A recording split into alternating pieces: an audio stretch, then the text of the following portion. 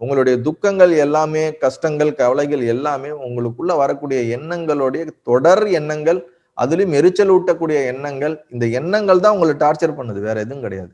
எண்ணங்கள் குறைஞ்சிச்சுனாலே மனம் நிம்மதிப்படும். அதுக்குதான் என்ன பண்றதுன்னு தெரியாம பல என்டர்டைன்மெண்ட், இல்ல ஒரு ஃப்ரெண்ட்ஸு, பல பொருட்களோடையும், இல்ல மாத்திரைகளை போட்டுக்கிட்டு நம்ம மைண்டுக்குள்ள ஓடுற விஷயத்த நம்மளால ஹேண்டில் பண்ண முடியலன்னு நம்ம சொல்றது எல்லாமே இந்த எண்ணங்கள் தான். ஸோ மனம் என்பது வேற எதுவும் இல்லை, எண்ணங்கள் தான். இந்த எண்ணத்தை நாம குறைக்கணும். அதற்கு உண்டான பயிற்சிகள்ல நம்ம ஈடுபடணும், தியானத்துல ஈடுபடணும்.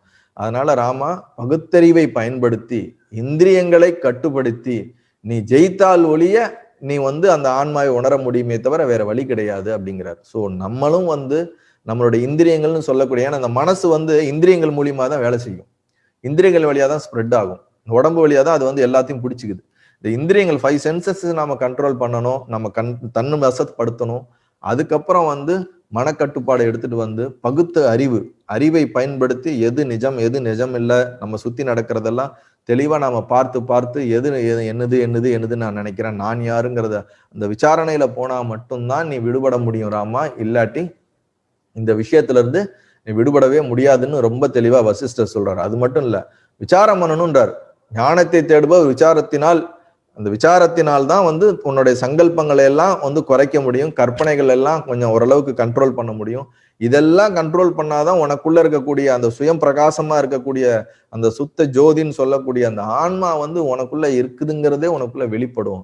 அப்பதான் உன்னால புரிஞ்சுக்கவே முடியும். இல்லாட்டினா உன்னால புரிஞ்சுக்கவே முடியாது. இப்ப நமக்குள்ள எப்படி இருக்குன்னா, சூரியன் ஒளி அடிக்குது, ஆனா மேகங்கள் எல்லாம் மூடிருச்சு. அதனால சூரியன் இருக்குதானே நமக்கு தெரியல. அதே போலதான் நம்ம மனசு நம்மளை கம்ப்ளீட்டா பிளாக் பண்ணி வச்சிருக்கு. நமக்குள்ள இருக்கக்கூடிய நம்ம சுயம் பிரகாசமா இருக்கக்கூடிய நம்மளுடைய ஆன்மாவையே நம்மளால ரியலைஸ் பண்ண முடியாத அளவுக்கு இந்த மனம் எல்லாத்தையும் என்ன பண்ணுது, மேகங்கள் போல அதை எல்லாத்தையும் மறைச்சு வச்சிருக்குது. இந்த மறைச்சிருக்கிறதுனாலதான் நமக்கு தெரிய மாட்டாது.